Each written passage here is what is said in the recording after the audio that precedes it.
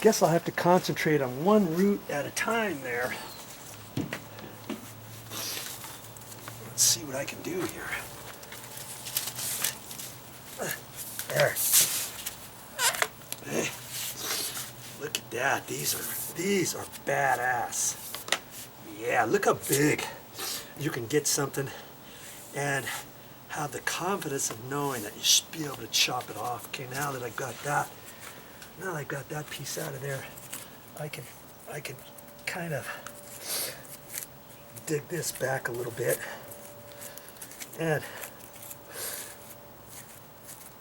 you know, it's funny.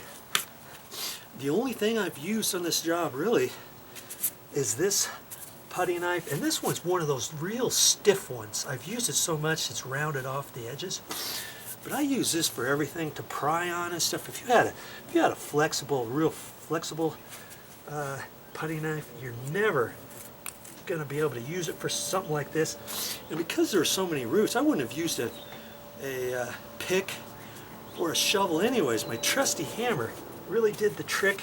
And here's another thing, all the smaller roots, I've been using my electrical cutters, because if I use my good cutters in the dirt all the time, I want to do that to a minimum, because then I'm going to dull my my blade out. I don't use those much in the dirt. If I do, I try to clean off the roots as best I can first, and then chop them off, you know. So pretty much that's all I've used right there. And my big bad boys. Okay, so I got this. I don't think I'm going to go much further than that. Let's just see here what I can do there. Okay. Now I can get it way back over here. Look at that. I don't need my Sawzall at all. I was thinking I might need the Sawzall, but I might further over. Now even at this point, I'm going to check down here and see if there's any more protruding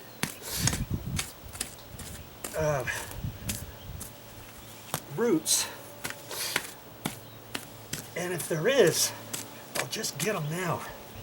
And see, that's pretty much it. See, that'll go back down. When I fill this in with dirt, I'll put a little bit around underneath the grass right there so it doesn't sink in later. That should be fine. Okay. Now,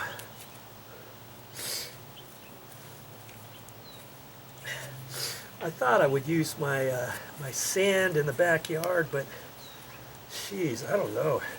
I'd have to pull all this dirt out, and that's a lot of sand to put in there, because I'm down so much lower.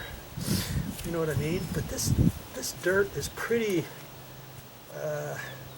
moist still, and so I think if I just put it back down into here and compact it a little bit,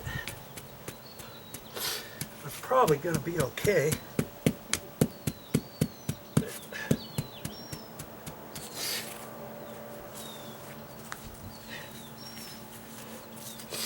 See, now it's all about putting the dirt back, cleaning off the grass as best I can.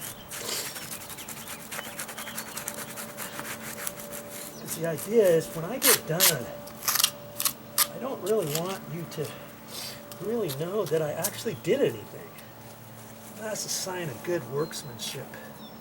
Okay, and I'll pick out these roots and stuff. I think little roots like that, once they've been pulled off, I don't really think they'll grow, but I don't know that for sure. I don't really think they will. See, so I'll compact this and work on this longer, get this as best I can.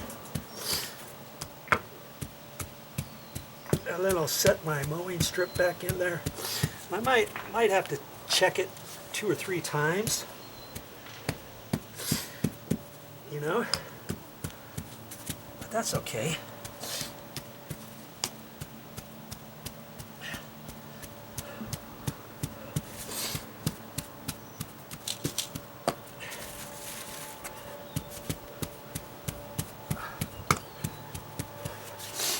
Okay, I'll just keep working at it. Look at all the roots. Just that one area. I didn't think there was going to be many roots at all, but look at all these. See all this stuff? I mean, had I not worked on that and said, oh, it'll be fine for another year or two, it would have just started lifting up higher and higher. And so I'll sift all this stuff out, get all the roots out,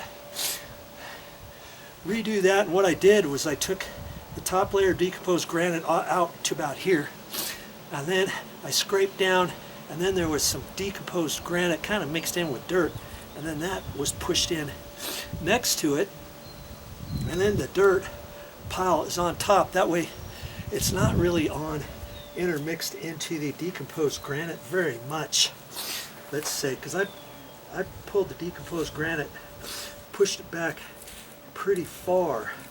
So when I get all done, I'll rearrange this, take my decomposed granite that was on the top, I'll leave that for the last so I can get it all, be real careful with it, pull it all back, put this back, and I'll show you what it looks like when I'm done. Well, that's all I got for this time, but I'll be back with more videos.